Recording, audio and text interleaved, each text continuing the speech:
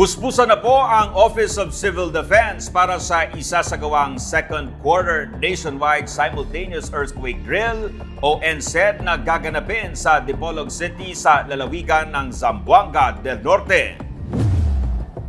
Tumungo mismo sa lugar si OCD Disaster Preparedness Service Director Cesar Agnir Jr. para pangunahan ang coordination and planning meeting. Naroon din si OCD Zamboanga Peninsula OIC Regional Director Attorney Ruel Halanes, kasama ang ilang mga kinatawan mula sa local and national government, emergency responders at support units. Layo ng pagpupulong na masiguro ang isang matagumpay na NSED. Napili ng FIVOLCS ang Dipolog City bilang National Ceremonial Site ng second quarter NSED ngayong June 19. Dito isasagawa ang ceremonial pressing of the button na hudyat ng malawakan at sabayang nationwide simultaneous earthquake drill.